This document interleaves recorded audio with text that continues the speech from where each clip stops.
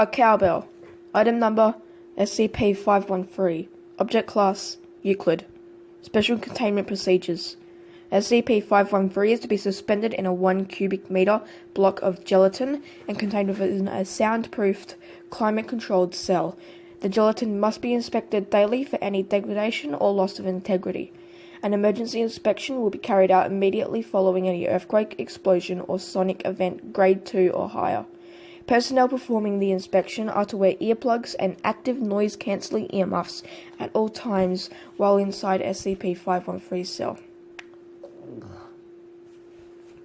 If the gelatin cube shows any signs of degradation, such as rips, tears, splits, liquefaction, or mold, SCP-513 is to be immediately removed and suspended within a replacement cube by a team of surgically deafened Class D personnel.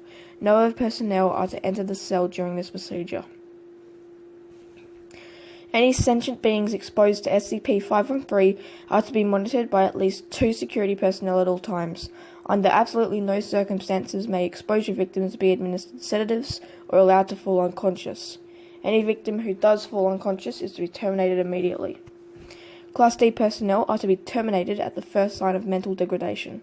All other exposure victims may be terminated at their request.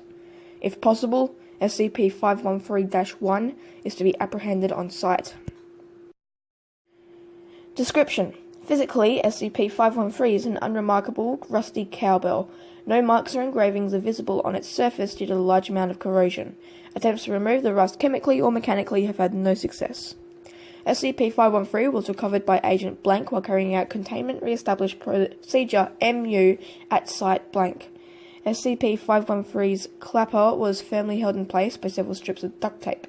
A single scrap of paper was found along with SCP-513. See addendum. Any noise produced by SCP-513 immediately induces strong anxiety in all sentient beings who hear it, regardless of their previous mental status. Exposure victims report feelings of being watched by an unseen entity and present elevated heart rates and blood pressure. Roughly 1 hour after exposure victims begin to catch glimpses of SCP-513-1 when opening doors, walking past mirrors, turning their heads, or performing any other action that result in a sudden change in visual perception. Upon being sighted, SCP-513-1 reportedly turns away and runs out of view before disappearing without a trace. Questioning of bystanders indicates that SCP-513 is invisible to those who have not been exposed to SCP-513. Sightings of SCP-513-1 reoccur every 14 to 237 minutes. This stalking behavior inevitably causes extreme sleep deprivation, as victims are frequently disturbed by SCP-513-1's presence in their quarters. Victims able to fall asleep before SCP-513-1's appearance report being physically assaulted by it.